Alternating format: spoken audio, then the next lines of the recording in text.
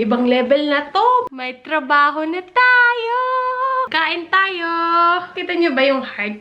Tingnan na yung chocolate.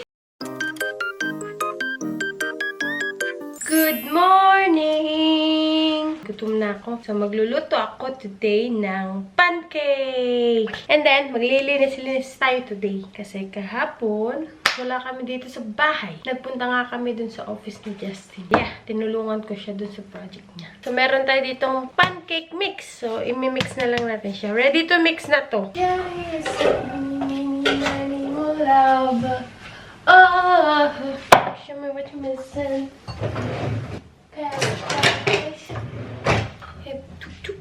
Si Justin, nag-grocery siya kahapon for dinner today. Gusto niya ng salmon. Salmon ang ating kakainin for tonight. No rice. So, konti lang gagawin natin. Ito, gamitin natin to. Ako lang yung kakain, kaya konti lang gawin natin. Tapos, pagkuha ko nitong egg sa rep, nag-crack sa pintuan. Oh no, buti na lang hindi masyado nabasag sa milk. Si Justin, nasa office na siya. Papaka-busy ako maglinis and mag-plancha ng damit. Let's cook pancake.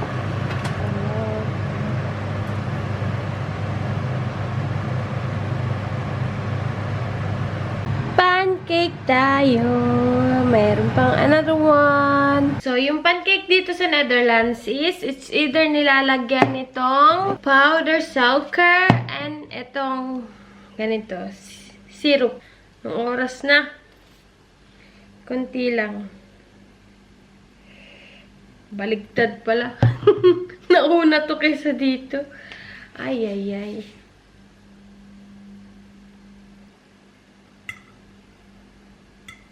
Yan, roll, roll, roll. Then, ready to eat. Kain tayo.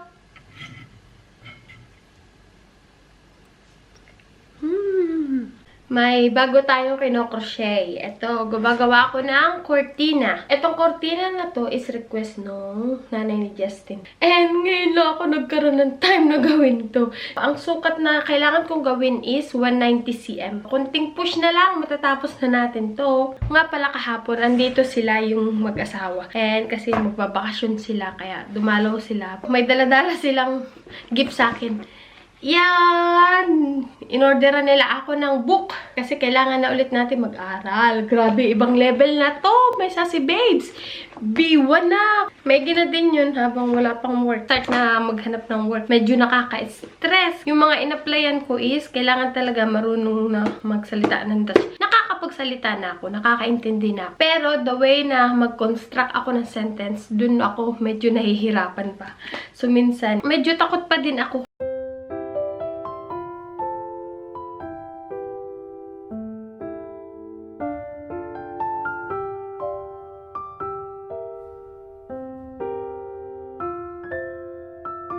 Nakakaloka. Meron tumawag sa akin 3 minutes ago. And yun nga in-plan ko online. But nag-apply ako dun sa elderly, yung mag-aalaga ka sa mga matatanda. And kailangan talaga na marunong ka na talaga mag-speak ng Dutch. Kasi hindi sila nagsasalita ng English. Ik moet Nederlandse praten. Ik begrijp Nederlands, maar ik praat niet zo goed. Daarom, ik moet oefenen. So, habang nanonood ako ng Pinoy Big Brother while nagko-crochet, may nakita ako na ginagawa nila na cabinet. And yun ay sa IKEA. And since gusto ko yung cabinet na yun for our shoes, para naman may patas namin ng maganda yung mga shoes namin sa baba. So, orderin natin tong cabinet na to. And i-assemble natin pagdating. At dahil mahilig nga pala ako magluto-luto at mag-bake, so gumawa ako ng new channel. Ilalagay ko na lang dito sa description box para ma-check nyo. And kung gusto nyo makita yung mga recipe, meron dun sa aking channel. Tawa ko ng tawa. Kasi naman itong si Justin. Kasi sabi ko nga, mag-aaral talaga ako ng Dutch. So sabi niya, geen Engels daw. So hindi daw ako pwede magsalita ng English with him. Para naman ma-practice paano magsalita ng Dutch. Scott, kun je mij helpen? Nee. Ik heb geen zin om jou te helpen. Kun je iets langzaam praten, alsjeblieft? Nee. Waarom niet? Ik praat gewoon normaal. Nee, langzaam, niet snel, alsjeblieft. Oké. Wat zeg je? Niks, ik praat niet meer. Ik ben klaar. Waarom? Jij zegt, jij moet helpen mij. Jij moet mij helpen. Waarom? Waarom moet ik jou helpen? Wat waarom? Waarom? Ik heb geen zin om jou te helpen. Waarom moet ik jou helpen? Justin zegt, ik kan niet spreken Engels. Ik spreek geen Engels meer. ik ben Engelse taal vergeten. Wat? Ik ben de Engelse taal Vergeten? kwijtgeraakt. Ik weet het niet. Oh nee, ayaw niya ako pagsalitain ng English. Kailangan ko daw magsalita talaga ng Dutch para masanay ako ba. Maar, ik heb honger. Ik eet een, wat is noodles? Ay, nako, maluloka ako nito. So, sakit sa ulo ng Dutch. Dapat sana A2, pero nabago yung law. Wij samen praten Nederlands. Toch? Niet Engels. Maar ik probeer praten Nederlands. Nou, ik probeer Nederlands te praten. Met jou. Ik probeer Nederlands te praten met jou. I'm gonna eat this. I'm hungry. Wil jij ook? Oké. Lekker hoor. Nakakamiss kumain itong noodles. Binilan niyo ako no isang araw. Kasi alam niyo, paborito ko to. Minsan lang ako kumain ito. Maybe once a month. Lekker hoor. Vandaag is vrijdag. Daarom, Justin werken in het huis.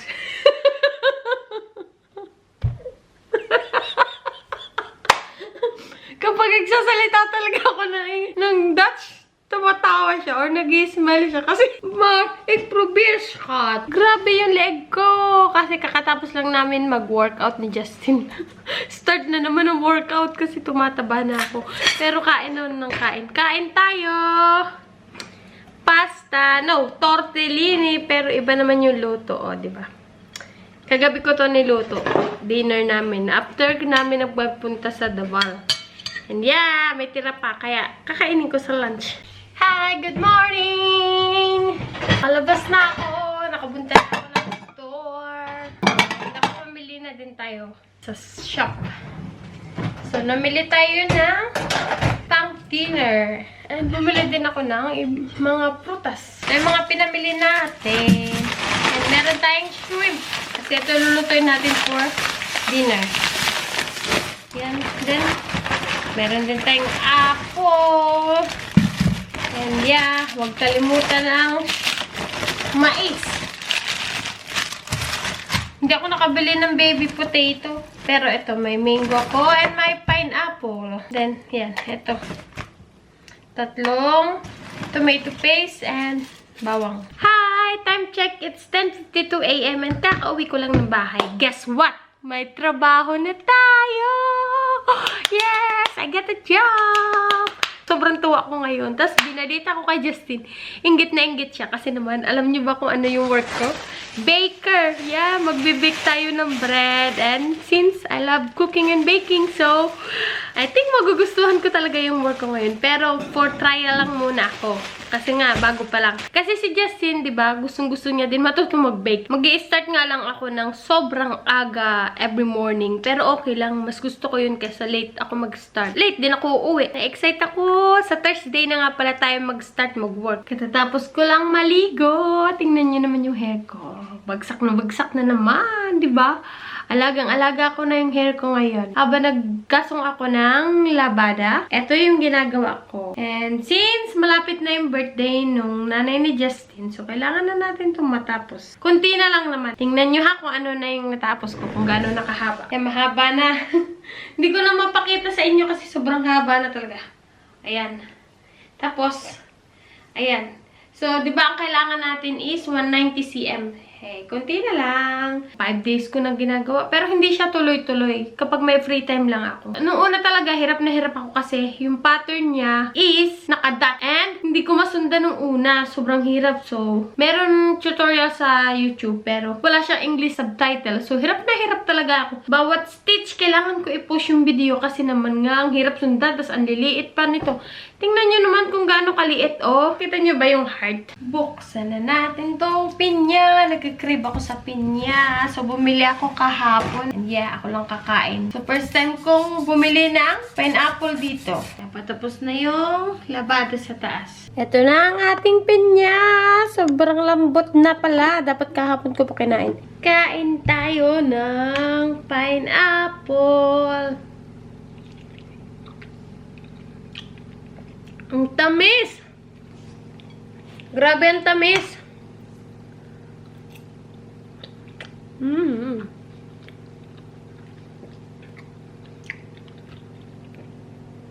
Sinong gusto? Grabe si Justin pag-uwi. Kaka-uwi niya lang. Tingnan niyo naman yung dala-dala niya. Wait lang. Wow! Are you sure it's for me? May chocolate pa, oh. Yung mamahaling chocolate. Wow! It's not usual, Scott. Tingnan na yung chocolate. Wow! Tingnan yung chocolate. Lindor. Oh, yummy. Are you sure it's not for your mama? Tinanong ko siya kung para baka sa mama niya. Hindi naman sa akin daw. Hanggang ngayon, shock na shock pa din ako kasi nga bumili si Justin ito as a celebration kasi natanggap tayo sa work and yeah, kasama to dito kanina. Oh, so live. So meron tayo dito flower. How do you call this flower? I don't know. Yan na ang... Wow! I can put it in a garden. Kahit hindi pa ayos yung garden. Wow! Look! Oh, diba? And for now, I will try this. Kasi ganito yung chocolate sa parents niya. Laging ganito yung chocolate. Ooh, chocolate to from Switzerland. Sarap.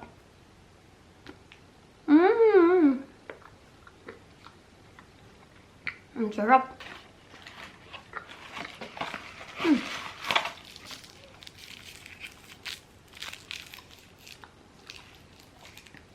Tingnan nyo itong ginagawa ko. Ito na yung ating pinatuyong dandelion. Ayan, tuyo na to. Tanggalin natin sa stem. Isa-isahin natin. Ay, ang dami! Pero yeah, kailangan natin since walang gagawa nito kung hindi ako. And ako yung gagawa ng soap. So, ayan. Pinahiram ako na atin ng lalagyan. Dito natin ilalagay. Ibababad natin kasama no avocado oil. Yung avocado oil natin is homemade. So, itatry natin gumawa ng sabon. And itong dandelion is maganda sa skin. Madaming benefit sa skin. So, ayan. Napili ko dandelion. Yung nettle, nandun pa sa shed. Pinapatuyo ko pa yung nettle.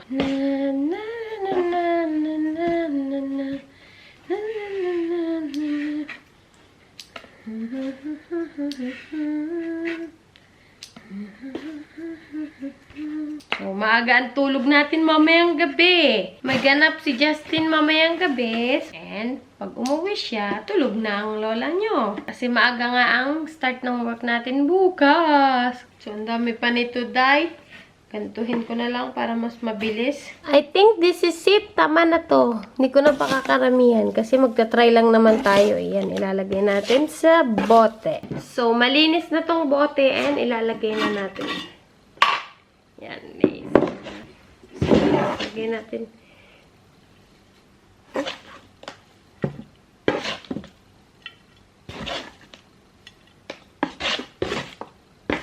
Pang sa akin lang naman muna to. Ita-try ko lang. Try and try, diba? New hobby. Making a soap. Diba? Hindi ko na-imagine na gagawa ako ng soap one day. Ayan. So, puno na. And ilalagay lang natin to.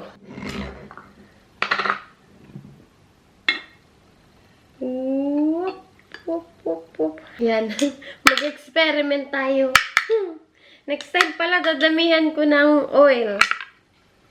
Ayan.